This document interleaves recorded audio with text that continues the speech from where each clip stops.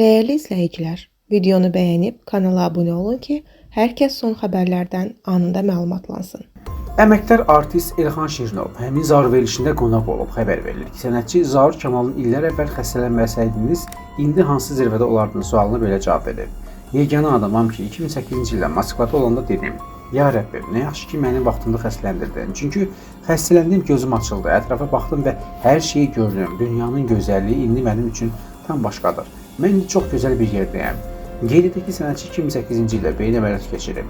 Əməliyyatdan sonra onun sağ əlində problem yaranıb.